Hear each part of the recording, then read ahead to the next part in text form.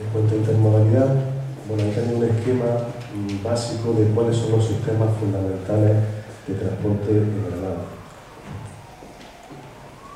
Tenemos el metro de Granada, que es este recorrido.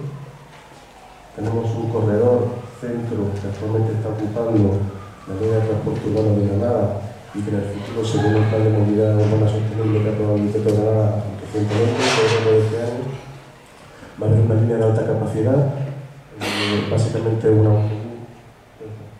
autobús biarticulado de gran capacidad que va con una frecuencia de cada 3 minutos y desde La Caleta hasta el Palacio de Congreso. También según establece el mismo plan de movilidad, en estas dos zonas de aquí, esta y esta, es donde se van a concentrar todos los servicios urbanos e interurbanos de la ciudad que no son el metro o la línea de alta capacidad o LAC. Quiere decir que todos los autobuses urbanos vendrán desde la zona norte hasta este punto y todos los autobuses de la zona sur vendrán a este punto. Igualmente, todos los autobuses del área metropolitana vendrán a este punto y todos los autobuses del área metropolitana de la zona sur vendrán a este punto. Dicho esto, estos dos nodos se convierten en los nodos principales de intercambio de transporte en la ciudad de Granada. Y precisamente en uno de ellos tenemos la estación de Andaluces. Como veis, el metro, claramente Andaluces se sitúa en la mejor opción para intercambio respecto a la línea de alta capacidad urbana que ha planteado el Ayuntamiento en su plan de movilidad. Los desplazamientos peatonales desde la estación de Renfe en esas tres posibilidades, con la parada más cercana de esa línea de alta capacidad, de nuevo Andaluces se convierte en la mejor opción. Respecto a las cabeceras del autobús metropolitano, de nuevo Andaluces se convierte en la ubicación más cercana a un posible punto de intercambio. Y respecto a una referencia a lo que podría ser el centro de la ciudad, pues planteado como poner un punto singular de la ciudad, por lo que sería la catedral que muestran así todas las tres opciones. De nuevo Andaluces se convierte en la mejor opción, tanto en modo peatonal como en una conexión a través de la línea de alta capacidad, que como he dicho antes, la segunda fila pues la mejor opción. El soterramiento de la Echada son algo más de 100 millones de euros, el soterramiento de la estación no son los 765, son 236 millones de euros que se valoró, y esto conlleva una serie de actuaciones complementarias para permitir la estación que llegase de modo soterrado a Granada, como puede ser, había que poner el metro ligero, había que desviar el metro, había que hacer una adecuación en la circunvalación, había que acondicionar el puente del camino de ronda, había que hacer un acceso al centro de transporte de mercancías y había que hacer una variante de la segunda circunvalación de Granada para permitir la unificación de vías a través del corredor de Bobadilla. Todo ese montante en las 765 millones de euros. No me extiendo más, concluyo con la pregunta que toma título esta jornada. La estación de Álava Andaluces, yo personalmente creo que es la mejor opción. Muchas gracias.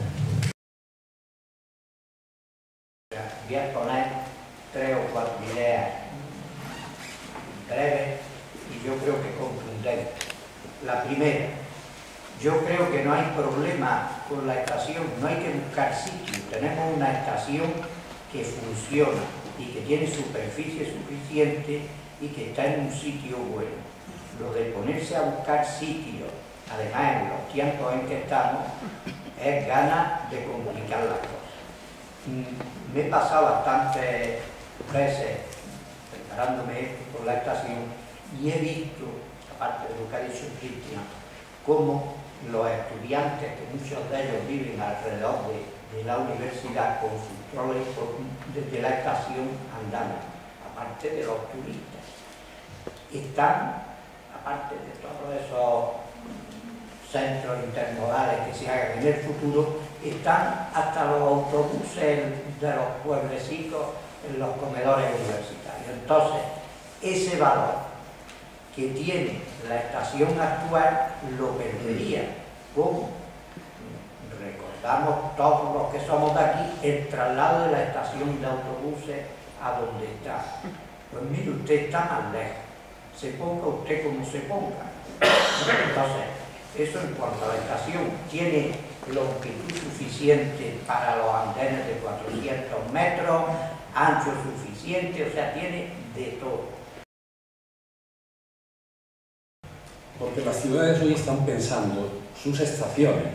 Yo soy un docente y trabajo mucho con mis alumnos y hoy hay muchísima información en las páginas web. Pues entren ustedes en una página, no sé si está en castellano, francés, yo lo he visto en francés, nuevos barrios de la estación. En el corazón del centro de la ciudad y en relación con la estación, el futuro barrio de Toulouse, Toulouse-Matabiau. Toulouse, sudoeste de Europa, la metrópoli se prepara para la llegada de Reims. El TGV otra vez en el corazón de la ciudad. Un polo de actividades terciarias en el corazón de la ciudad. O sea, siempre está hablando de corazón, de terciario, de negocio, de actividad, de comercio, de residencia. Saint-Malo, polo cultural de Saint-Malo. La llegada del AVE irrumpirá en un centro universitario de primer nivel. No sé qué. Es decir, el tren llega, pero lo importante es cómo la ciudad se ha preparado para recibirlo. Es verdad que hay ciudades que son hermosas por su pasado, pero estamos ante una discusión de modernidad, de futuro. ¿Queremos que Granada conserve el pasado pero se proyecta al futuro? Pues que mire lo que hacen otras ciudades, porque tienen grandes equipos de mucha gente estudiando durante muchos años cómo recibir al tren y cómo aprovechar el tren para lanzarse como escaparate al mundo, para competir con otras ciudades. Yo creo que Andalucía reúne condiciones para recibir ese tren. Justo lo que en un proyecto europeo de estos que digo, dirían, es el sitio ideal para, con el pretexto de la estación, armar aquí, efectivamente, un barrio moderno. Aquí podía estar el barrio central moderno de Granada. Este es el proyecto de Monet.